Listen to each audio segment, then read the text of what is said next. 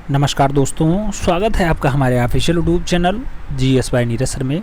कैसे हैं आप सब? मैं उम्मीद करता हूं स्वस्थ होंगे, मस्त होंगे, अपनी तैयारी में व्यस्त होंगे।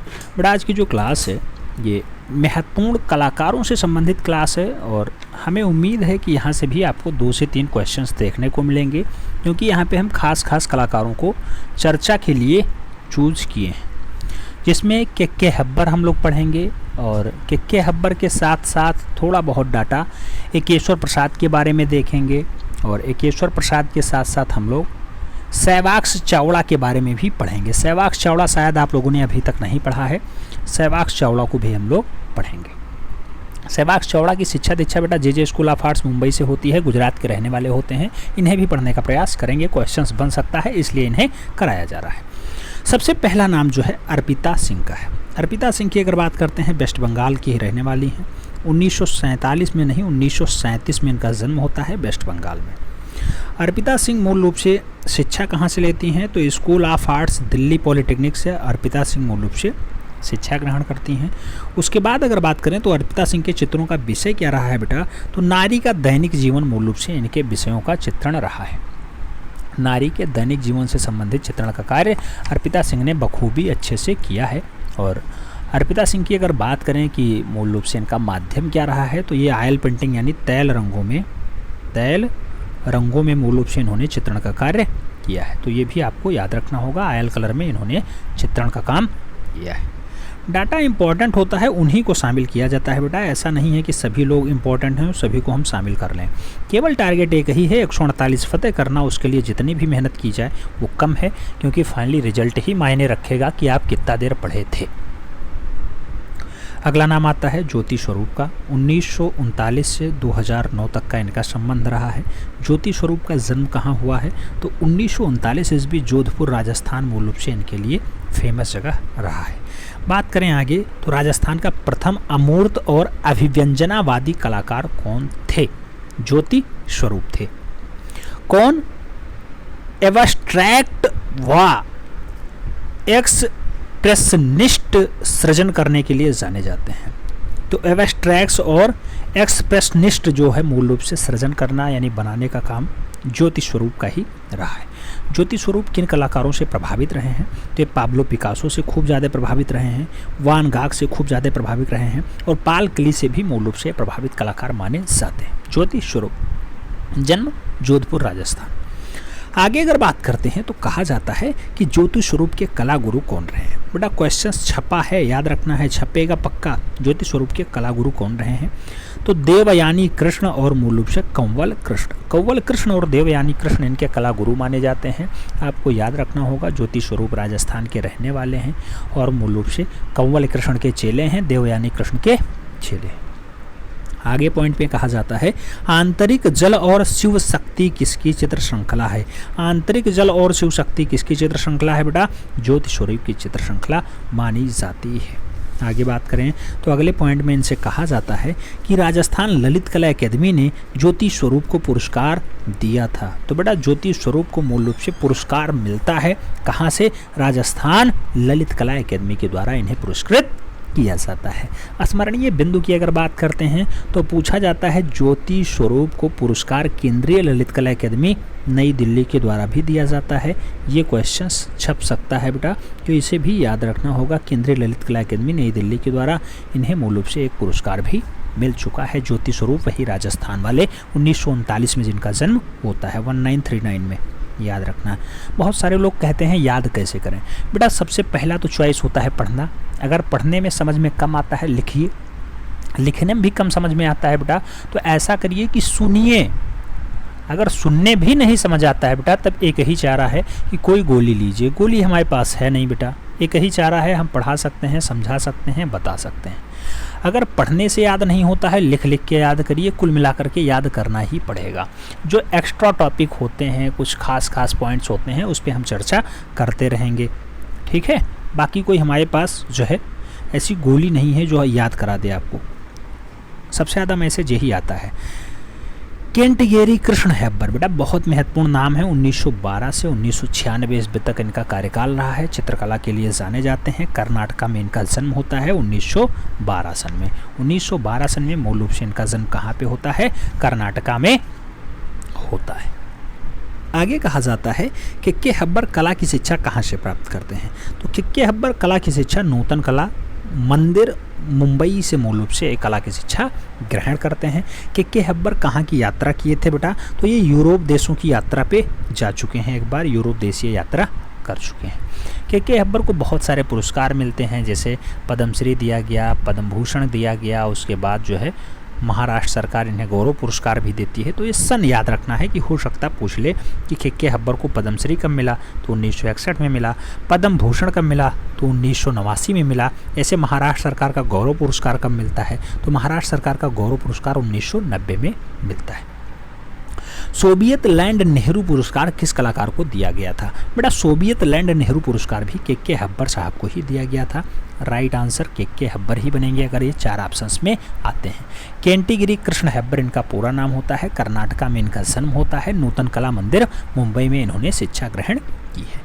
आगे बात करें तो कहा जाता है कि के हेब्बर पे किस कलाकार का प्रभाव पड़ा है बेटा? तो सबसे ज़्यादा प्रभाव डाल पाए थे प्राचार्य चार्ल्स डेलार्ड का मूल रूप से प्रभाव के हेब्बर के जीवन पे पड़ा है। के हेब्बर के कला पर किसका प्रभाव सर्वाधिक पड़ा है? तो सबसे ज़्यादा प्रभावित अमृता शेरगिल से रहे हैं, ये भी याद रखना है, अमृता शेरगिल। अगला नाम होता है कि के हेब्बर किस कला विद्यालय में एज अ टीचर रहे हैं? तो sir J school of arts Mumbai वाले में मूल रूप से एज अ कला टीचर के रूप में कार्य कर चुके हैं। स्मरणीय बिंदु क्या क्या हो सकते हैं बेटा? तो के हेब्बर आप जानते हैं कर्नाटका में जन्म होता है। नूतन कला मंदिर मुंबई में जन्म मूल रूप से ये क्या शिक्षा ग्रहण करते हैं, यूरोप तक की यात्रा करते हैं, बहुत सारे पुरस्कार मिले हैं। उसके साथ साथ इनके अच्छे अच्छे अध्यक्ष भी बने, जैसे के हेब्बर ललित कला अकेदमी नई दिल्ली के अध्यक्ष बने हैं। बॉम्बे आर्ट सोसाइटी मुंबई के अध्यक्ष बने। आर्ट सेंटर मुंबई के अध्यक्ष बने। ललित कला अकेदमी कर्नाटका के अध्यक्ष बने। साथ में आर्ट सोसाइटी ऑफ इंडिया के भी अध्यक्ष बन चुके हैं। अच्छी अच्छी रचना कौन कौन सी है कृष्ण केवड़ाजी हेब्बर की? तो बड़ा अच्छी अच्छी रचनाओं में भिखारी, साधु, भारतीय नृत्य ये सब आता है। जैसे आप देखेंगे भिखारी, साधु, किसान, फल बेचने वाला, तो ये मूल रूप से किसकी रचनाएं हैं? सब के हेब्बर की रचनाएं हैं। भारतीय नृत्य की बात करें, मजदूर की बात करें, फ्लड की बात करें, मुर्गे की लड़ाई बहुत बार पूछा गया है, के हेब्बर की रचना है। मछुआरे, टाइल्स फैक्ट्री ये भी पूछा जा चुका क्वेश्चन से याद रखना होगा। डांट धान रोपते हुए मूल रूप से किसकी रचना है? के हेब्बर की रचना मानी जाती है। फेस्टिवल इन आ स्लम किसकी रचना मानी जाती है? के हेब्बर की अच्छी रचना मानी जाती है। तो इतना डाटा तो आपको देखना ही पड़ेगा, तभी जाके काम हो पाएगा। एक दो नाम और देख लेते हैं बेटा, जैसे सहवाग चावड़ा का नाम देखना बहुत ज़रूरी हो जाता है। 1914 से 1990 तक इनका कार्यकाल रहा है। हालांकि बहुत खास कलाकारी नहीं है, लेकिन देखना जरूरी हो जाता है बेटा। ये नक्काशी कस्बा गुजरात में इनका जन्म होता है 1914 ईस्वी में। सहवाग चावड़ा कला की शिक्षा कहाँ से प्राप्त करते हैं? तो वही जहाँ ज़्यादातर कलाकार अध्ययन किए हैं, sir J school of arts Mumbai. कौन Slade school of arts London से कला का अध्ययन करता है बेटा? तो Slade school of arts London में मूल रूप से कला का अध्ययन करने के लिए सहवाग चावड़ा ही जाते हैं। ये डाटा इंपॉर्टेंट है, नोट डाउन कर लीजिएगा। सहवाग चावड़ा कहाँ से? तो Slade school of arts London से मूल रूप से कला की शिक्षा ग्रहण करने चले जाते हैं जे स्कूल ऑफ के बाद। आगे, नृत्य कला में पारंगत युवती से विवाह कौन कलाकार करता है? तो नृत्य कला में पारंगत युवती मूल रूप से सहवाग चावड़ा की बीवी बनती हैं, याद रखना है। कौन कलाकार खजुराहो, एलोरा, सांची का चित्र श्रृंखला बनाया है? तो खजुराहो, एलोरा, सांची का चित्र श्रृंखला मूल रूप से सहवाग चावड़ा के द्वारा ही बनाया जाता है। अगला महत्वपूर्ण डाटा जो दिया जाता है, पूछा गया कौन कलाकार चिदम्बरम मंदिर की नृत्य भंगिमा का रेखांकन करता है? चिदम्बरम मंदिर की नृत्य भंगिमा का रेखांकन कौन सा कलाकार करता है? उसका नाम है सहवाग चावड़ा, जिसका जन्म गुजरात में होता है 1914 के आसपास। याद रखना होगा, डाटा इम्पोर्टेंट है। आगे बात करें तो कहा जाता है किस कलाकार की चित्र विशेषताएं रेखांकन थी? बेटा रेखांकन के लिए जाना जाता है तो चित्र विशेषता रेखांकन के लिए मूल रूप से सहवाग चावड़ा ही चुने जाते हैं, सहवाग चावड़ा ही जाने जाते हैं।